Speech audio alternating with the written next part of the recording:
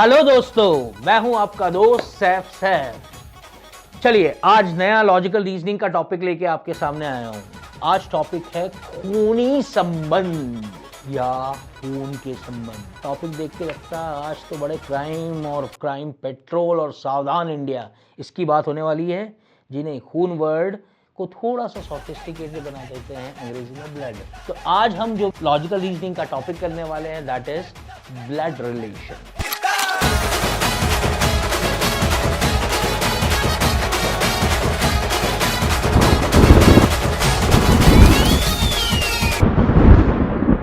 Very interesting topic. Initially it might feel like it's a bit confusing है, but once you identify these relationships in your family, आप अपनी family में देखना चालू करते हैं तो धीरे धीरे आपका कंफर्ट लेवल आना चालू हो जाता है। 2-3 तरीके अपनी फैमिली में देखिए, अपने सराउंडिंग में देखिए, या आप सबसे बढ़िया रिलेट करते हैं बॉलीवुड वगैरह से तो बॉलीवुड में देखिए करीना कपूर और करिश्मा कपूर के हस्बैंड आपस में क्या लगेंगे। ये दो बहनें, ये उन दोनों के हस्बैंड, ये दोनों ब्रदर इन लॉ लगेंगे आपस में। तो बस इसी तरीके से हम देखते जाएंगे। या फिर मैं आपसे बोलूं ऋषि कपूर करीना कपूर का क्या लगता था। ऋषि कपूर उसका भाई रणधीर कपूर और उसकी बेटी करीना कपूर।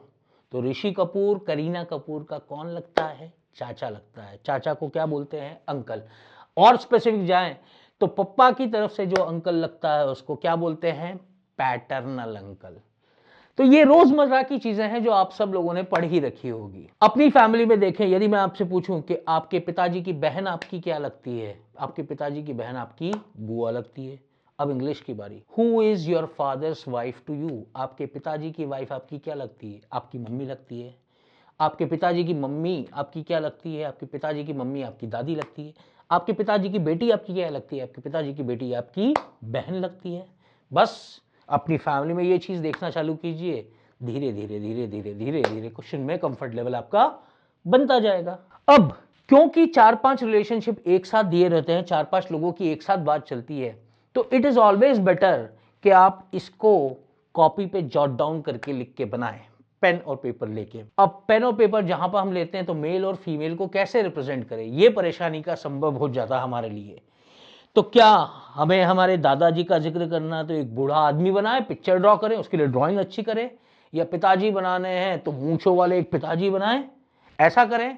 ऐसा नहीं करते। यहाँ पे दो ही तरीके के लोगों की बात चलती है, दो ही जेंडर की, मेल एंड फीमेल। तो आज से हमने तय किया कि किसी को मेल बनाना है तो मैं एक स्क्वायर बॉक्स बनाऊंगा, उसके अंदर उसका नाम लिख दूंगा, तो ये मतलब रहेगा मेल। इसका मतलब आज के बाद जब भी एक डब्बा देखो ये कौन होगा? मेल होगा। देखिए दोस्तों, आप अपने सिंबल भी बना सकते हैं। आपको स्क्वायर पसंद नहीं, सर स्क्वायर मेरे लिए अनलकी है, मैं तो ट्राइंगल बनाऊंगा। भाई ट्राइंगल बनाओ ना, कौन मना कर रहा है? ये तो मेरा तरीका है, मैं क्वेश्चन ऐसे सॉल्व करता हूं, आप अपने तरीके निकालिए। सो इन जनरल अप्रोच के अंदर हम स्क्वायर यूज करेंगे, मतलब क्या होगा? मेल। इसी तरीके से यदि हम स्क्वायर की जगह सर्कल यूज करते हैं तो ये रिप्रेजेंट करेगा फीमेल। ये आपको समझ में आया? तो चलिए, यदि मैंने एक स्क्वायर बनाया और उसके नीचे एक सर्कल बना दिया, अगली चीज समझने लायक है दोनों के बीच के लेवल। ये दोनों अलग अलग लेवल पे हैं। अलग अलग लेवल मतलब एक जनरेशन का अंतर है। ये पिताजी हो सकते हैं, ये बेटियां हो सकती है, ये अंकल हो सकते हैं, ये उनकी भतीजी या भांजी हो सकती है, ये ससुर हो सकते हैं, ये बहू हो सकती है। इन सब में एक लेवल का अंतर है, समझ रहे हैं आप? लेकिन यदि ये ही दो फिगर एक ही लाइन में बने होते हैं इस तरीके से, ये दोनों सेम लेवल पे हैं। सेम लेवल के रिश्ते कैसे होते हैं? भाई बहन, हस्बैंड वाइफ, जीजा साली होते हैं ऐसे संबंध, ये सब सेम लेवल पे आते हैं। देवर भाभी, तो ये सब सेम लेवल के हैं। इसी तरीके से यदि मैं फीमेल को ऊपर कर दूं और मेल को नीचे कर लूं तो उल्टा हो जाएगा, ये मम्मी और ये बेटा हो सकता है। तो ये लेवल की बात हो गई और मेल फीमेल को रिप्रेजेंट करने की बात हो गई। अब एक और कंफ्यूजन है, जैसे ये सेकंड फिगर मैं आपके सामने रखूं, ये हाईलाइटेड फिगर। सर एक कंफ्यूजन हो रहा है, आप बता रहे हो ये संबंध तो हो सकते हैं। अब मुझे कंफ्यूजन है कि ये दोनों भाई बहन है या हस्बैंड वाइफ है। तो मैं डिफरेंशिएट कैसे करूं, और इनके साथ और भी लोग आएंगे तो उनको कैसे रिप्रेजेंट करूं। तो आज से मैंने दूसरा रूल जो बनाया मेरे अपने लिए कि जब भी मैं सिंगल लाइन खींचूंगा ये एक सिबलिंग रिलेशनशिप बताएगा। सिबलिंग मतलब भाई बहन का रिलेशनशिप। लेकिन यही जोड़ अंबुजा सीमेंट से बना है, हस्बैंड वाइफ का है, तो उसको डबल लाइन से रिप्रेजेंट करूंगा।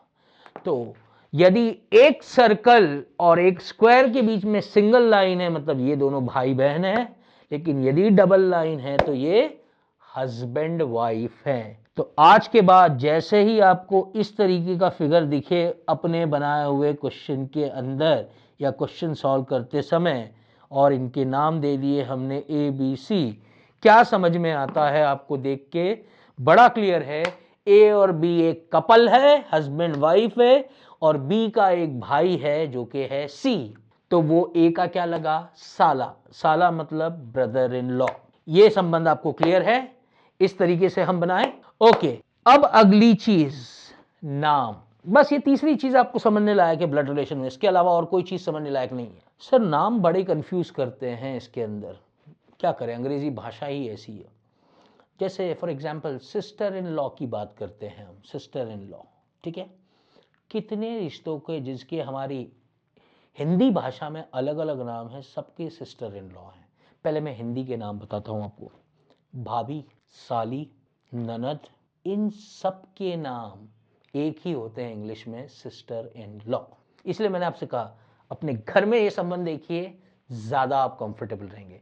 इसी तरीके से brother in law, brother in law साले को, जीजा को, देवर को, जेठ को, इन सबको क्या बोलते हैं? Brother in law. तो 4-5 रिश्ते हैं जिनके सिंगल नाम है, बट हमेशा ऐसा नहीं होता। कुछ ऐसे नाम्स हैं, कुछ ऐसे आपको रिश्ते मिलेंगे जहां पे केवल सिंगल नाम आएगा। जैसे फादर इन लॉ, ससुर एक ही होता है, या मदर इन लॉ एक ही होती है। डॉटर इन लॉ बहुत सारी हो सकती है, बहुएं बहुत सारी हो सकती है यदि आपके बेटे हों, बट आपका ससुर तो एक ही रहेगा, राइट। तो ये चीजें हैं जो आपको नाम का ध्यान रखना पड़ेगा। एक और अंग्रेजी में नाम होता है नीस और नेफ्यू। नीस और नेफ्यू, नीस यूज होता है भतीजी या भांजी के लिए, फीमेल के लिए। नेफ्यू वर्ड यूज होता है भांजे या भतीजे के लिए। तो फीमेल है तो नीस, मेल है तो नेफ्यू, ये वर्ड यूज होते हैं। तो ये over the period of time आपको चीजें समझ में आने लगेगी। परदादा को क्या बोलते हैं? परदादा, भाई दादा तक तो ठीक है, ग्रैंडफादर होते हैं, पर परदादा उससे एक जनरेशन और ऊपर, सो परदादा को बोलते हैं ग्रेट ग्रैंडफादर। इसी तरीके से पर पोते को बोलते हैं ग्रेट ग्रैंड सन। अब इस पे क्वेश्चन कैसे, या तो सिंगल सिंगल क्वेश्चन आएंगे या फैमिली ट्री। फैमिली ट्री में क्या करेंगे, हम पूरा चार्ट बना देंगे। एग्जाम्पल मैं बाद में लूंगा, पहले मैं आपके सामने एक चार्ट बना रहा हूं और फिर मैं आपसे पूछता हूं, संबंध पूछता हूं कि किसका किससे संबंध है। चलिए मैंने एक ड्राइंग बनाई, मेरे ड्राइंग करने की इच्छा हो रही है। चलिए मैंने ये बनाई एक लेडी, ये बनाया एक जेंट्स, ये बनाया एक और जेंट्स, ये बनाई एक लेडी, ये बनाया एक जेंट्स एक लेडी। इनको नाम P Q R S T U और वी, ये बनाए नाम मैंने। ओके, चलिए ये डायग्राम देख के आपको क्या समझ में आता है, आप समझिएगा क्या होता है और मैं बनाता हूं। यदि मैंने ये डायग्राम के बेसिस पे आपसे पूछा कि पी यू का क्या लगता है, आर और एस दो भाई भाई दिख रहे हैं आपको, इन दो भाइयों की दो वाइफ है क्यू और टी रिस्पेक्टिवली, इंटरचेंज मत कर देना क्यू और टी। और जो एस और टी कपल है इनके दो बच्चे हैं यू और वी, दो बच्चे दिख रहे हैं यू और वी आपको। तो यू और वी फैमिली के सबसे छोटे नीचे वाली जनरेशन के मेंबर है और पी सबसे ऊपर वाली जनरेशन है। सो पी यू का क्या लगता है? पी यू का दादा लगता है। अगला सवाल, क्यू यू की क्या लगती है? क्यू यू की आंटी लगती है। आंटी मतलब उसकी चाची लगती है। ओके, आर वी का क्या लगता है? आर वी का चाचा लगता है। चाचा को बोलते हैं अंकल, पप्पा की तरफ से लगता है इसलिए पैटर्नल अंकल, मम्मी की तरफ से मामा को बोलते हैं मैटरनल अंकल। ये दोनों नाम हमको और पता चले, तो ये चीजें आपको समझनी पड़ेगी। तो कोई इंफॉर्मेशन बेस्ड क्वेश्चन आएगा जिसमें आपको 4-5 लाइन की इंफॉर्मेशन दे रखी होगी, आपको इस तरीके से फैमिली ट्री बनाना पड़ेगा and there will be 3-4 question based on that information. तो इसमें बनाने में आपको टाइम जरूर लगेगा, 1 से 1.5 से 2 मिनट लगेंगे, बट इसके डिविडेंड्स अच्छे रहेंगे, आपको 3-4 क्वेश्चन इस पर मिलने वाले हैं। ये अपने आप में एक पैटर्न होता है फैमिली ट्री का। दूसरा, कई बार क्या होता है, मेहनत वाले सिंगल क्वेश्चन होते हैं और आपके अधिकतर क्वेश्चन इस तरीके से आपको मिलने वाले हैं। चलिए, let me frame a question. Poynting towards a man a lady said. ध्यान से सुनिएगा, चाहे तो लिख लीजिए। पहला सवाल है, pointing towards a man a lady said his father's son is my brother. फिर से मैं समझाता हूं। Pointing towards a man, lady said, man की तरफ इशारा करते हुए एक लेडी बोली, his father's son is my brother. मैं मेरे घर में देखता हूं, मैं एक लेडी हूं, सपोज करूं मैं एक लेडी हूं, मैंने मेरे घर का कोई एक जेंट्स उठाया, हिज फादर, इसके पिताजी का बेटा, मतलब ये खुद हुआ, मतलब वो खुद के बारे में ही बात कर रहा है। इज माय ब्रदर, मैं एक लेडी हूं, ये मेरा भाई है, तो ये मेरा भाई हुआ। बोलो, his father son is my brother. चलिए, इसमें सिंगल सिंगल क्वेश्चन भी आते हैं। अब सिंगल क्वेश्चन का हम एक एग्जाम्पल देखते हैं। क्या है? Pointing towards a man a lady said, एक बंदे की तरफ इशारा करते हुए एक लेडी बोली। क्या बोली? अब ध्यान से सुनिएगा। His father son is my father, his father son is my father, his father son is my father, ऐसा बोली। तो अब इसको हम कैसे देखें? या तो अपनी फैमिली में देखें या डायग्राम बना के देखें।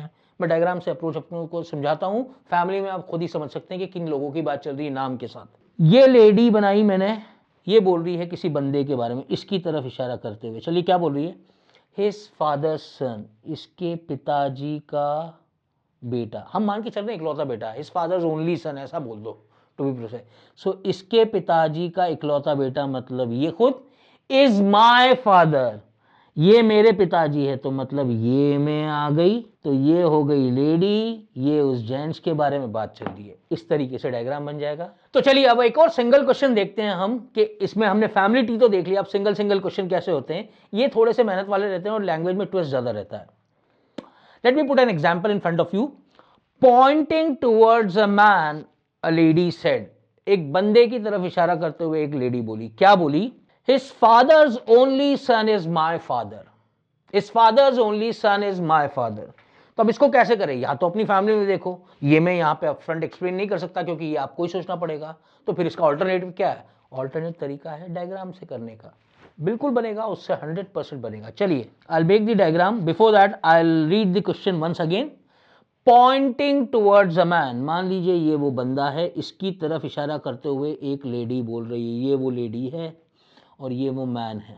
चलिए, हिज फादर्स ओनली सन, इसके पिताजी का इकलौता बेटा, मतलब ये खुद हुआ, मतलब इसके बारे में बात चल रही है। इज माय फादर, माय मतलब कौन? लेडी, मतलब ये जो बंदा है ये मेरे पिताजी हैं। तो अल्टीमेटली इस लेडी को अपन यहां फिट कर सकते हैं। I'll read it one more time and absolutely clear. सब चीजें जाले साफ। His father's only son is my father. His, highlighter से, his father's only son is my father. Clear हुआ? So how the lady is related to the man in the photograph? ये lady उस बंदे से कैसे रिलेटेड है? ये lady उस बंदे की डॉटर लगती है। तो इस सवाल का उत्तर होगा डॉटर। अच्छा, यहां पे एक बात का ध्यान रखिएगा, एल का एम से संबंध पूछा या एम का एल से? एल का एम से पूछा है तो आंसर डॉटर होगा, लेकिन एम का एल से पूछा है तो फादर होगा। इतना तो कॉमन सेंस हम लगा सकते हैं बिल्कुल। और एक आखिरी वैरायटी का सवाल जो इसके अंदर बनता है वो बनता है symbol based. A plus B means A is the father of B. A minus B means A is the brother of B. And A into B means A is the wife of P. चलिए, ये आपको दे दिया। अब आपको कहानी पता लगानी है कि PQR के बीच में या XYZ के बीच में रिलेशनशिप दे रखा होगा। बेस्ड ऑन दिस डेफिनेशन आपको आंसर पता लगाना है। तो चलिए, मैंने यदि ऐसा बनाया P plus Q minus R, तो P और R किस तरीके से रिलेटेड है? चलिए, पहले हम प्लस साइन लेंगे फिर माइनस, क्योंकि बॉडमॉस रूल ऐसा बोलता है। ऐसा कुछ नहीं, यहाँ पे बॉडमॉस रूल नहीं लगाते। मल्टीप्लाई डिवाइड होता तो भी हम पहले मल्टीप्लाई डिवाइड नहीं करते, we always go from left to right, ठीक है। तो सबसे पहले हमारे सामने प्लस साइन आ रहा है, तो प्लस साइन की definition, A is the father of B, इसका मतलब P is the father of Q. Now minus sign says A is the brother of B, that means Q is the brother of R। अब देखिए R के ऊपर ना तो गोला ना तो स्क्वायर, कुछ भी नहीं बनाया, क्योंकि Q R का भाई है। R तो Q की भाई भी हो सकता है और बहन भी हो सकती है। So if the question comes how R is related to P, answer होगा मरने को नहीं मालूम, मुझे नहीं पता। लेकिन यदि सवाल होगा how P is related to R, तो पी आर का 100% पिताजी लगता है। तो आप समझ रहे हैं, पी का आर से रिलेशनशिप डेफिनेट है, बट आर का पी से इनडेफिनेट है। तो ये एक और अपने आप में वैरायटी है जो क्वेश्चन बनती है। इसके अलावा आपको सिंपल भाषा में ऐसे भी दिया जा सकता है, A is a brother of B, C is a sister of B and C son is D, so how D is related to A. ये आप बड़े सिंपल से बना सकते हो, पॉइंटिंग वाला बन सकते हैं तो फिर ये तो बड़े आसानी से बन सकते हैं। तो ये आप सटल अप्रोच यूज कर सकते हैं ब्लड रिलेशन के क्वेश्चन सॉल्व करने के लिए। सो जो मैं आपको टिप्स दे सकता था मैंने आपको दी है।